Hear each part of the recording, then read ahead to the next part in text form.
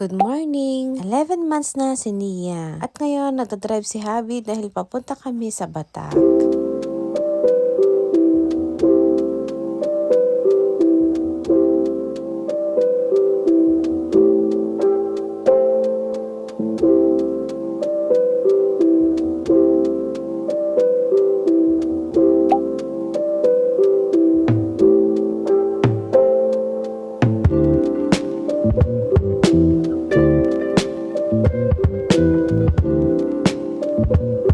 Unang pinuntahan nga namin ay itong Two Sisters Bakery dito sa Recarte Street, Batak. Nag-order ako dito ng bilao pansit para sa handa ni Nia. Dahil biglaan lang to at hindi pa kami nakapamalengke. Naghintay lang kami ng 30 minutes dito. Pero bago namin ito nakuha ay nagpunta muna kami sa Cindy's Bakery. Nagtingin naman kami ng bibilhin namin cake for Nia. Ang tagal kong mamili dito dahil sobrang daming choices. Itong mango cream deluxe sana nga ang gusto kong bilhin kaso sobrang liit naman. Kaya etong pastel cake na lang ang kinuha ko para sa birthday ni baby Nia.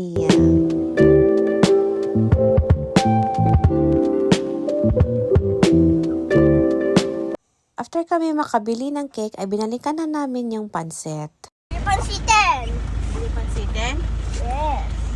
Sobrang sarap talaga ang pansit nila dito sa Two Sisters Bakery.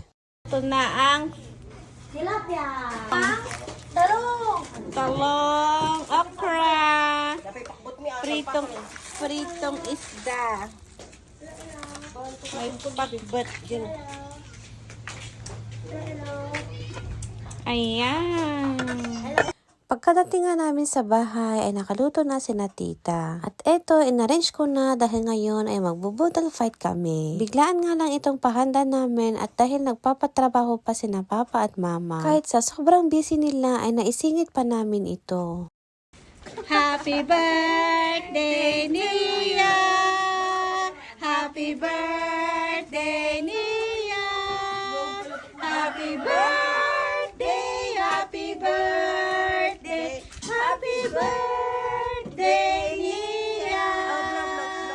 Blow, blow, blow, blow. Ay, kanta ti. Ikanta ka na ti, cake na. Hindi? Diro pa na Kita ka no. Yay! Nakanasami. After na nga makantahan si baby Nia ay pinapray na ni Sisi ang mga pagkain. Budal fight na! Happy birthday, Nia! Fish. Pagdating ng hapon ay busy-busy naman dito si mama sa kanyang mga halaman. Talagang sinusulit na nila ang araw ng kanilang bakasyon. Dahil habang nandito daw sila ay gagawin daw nila kung ano pa yung pwedeng gawin. Time to snack na naman. Meron tayo dito siopaw, asado o bola-bola. At meron din tayo iba't ibang klaseng tinapay na galing sa bakery.